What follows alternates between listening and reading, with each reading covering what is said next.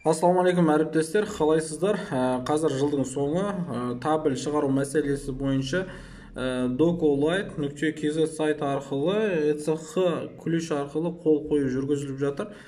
Енді сіздер бұл жүйеге бірінші docolight.kz сайтына кіріп алуларыңыз керек. Жаңағыдай файл, осы жерде файл түрінде қалады, және де ECH таңдау деп сіздер өз мектеп директорының ECH ключін таңдайсыздар. Яғни бірінші ключ, мына жерде көрсетілген құпия сөзді енгізесіздер. Яғни үлкен А, кіші, барлығына стандартты парольдер болуы мүмкін, немесе әркім өзі қойған парольмен кіреді. Тек ол жалпы айтқанда осы ECH ключ арқылы кіресіздер, біріншісін таңдау арқылы.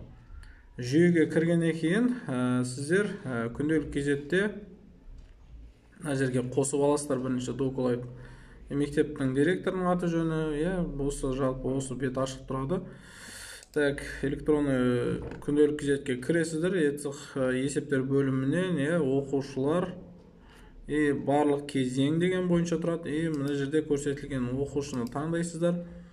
Есепті құрастыру дейсіздер. Есепті құрастыру дегеннен кейін осы жерден оқушының жалпы бағалары үлгерім шығады. Осы жерден толыққанды бағалау жүйесі қойылған, қойылмаған толыққанды қарап шығасыздар.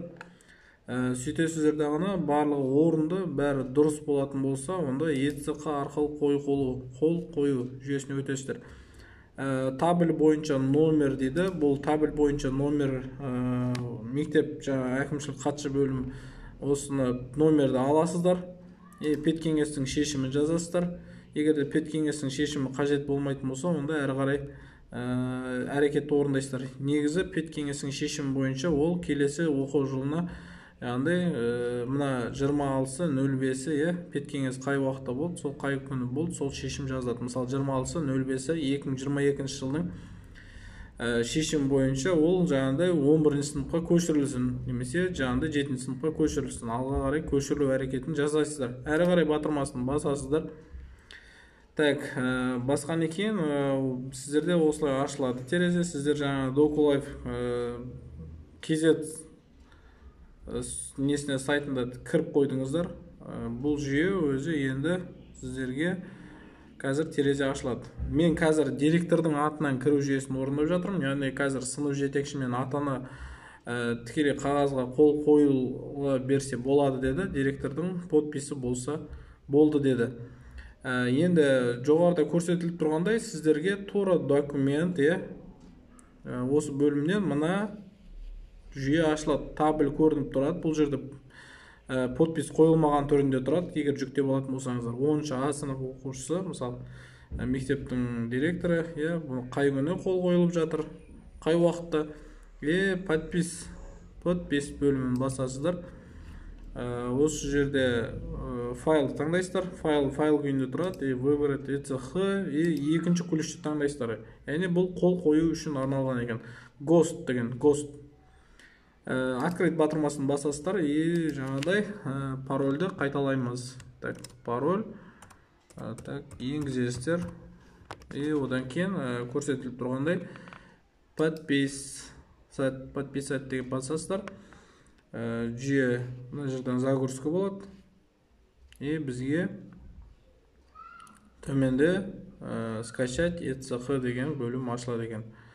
Так, ары қарап әрекеттер руководитель, родителем, архивке жіберу бөлімі де бар.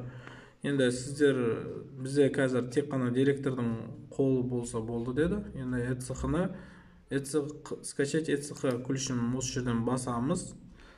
Ол мына жерде сіздерге түседі табель. Мына бір оқушының жалпы айтқанда табелі осымен аяқталады. Так, бастапқы беті, мына жерде ECH ключ қойылды. Так, сіздер мына жерде директордың подписі түсті. Мына бөлімде көрсетіліп тұр ғой, QR код арқылы. Яғни директор қол қоюға, былайша айтқанда, қол қоймаса да болады. Так, сынып жетекші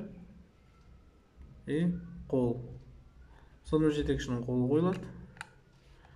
Петкеңестің шешімі мына жерде сіздер жазсаңыздар, кеңестің шешімі осы жерде көрсетілетін болады.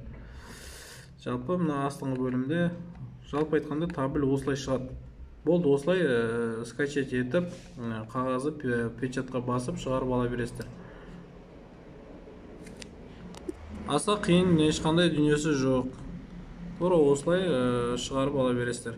Так, бізге тапсырма берді, мына төменгі бөлімдегі мына бөлімді шығармасаңыздар да болады деді. Екі қағазды жалпы табельге басып шығарсаңыздар болды. Алды арты.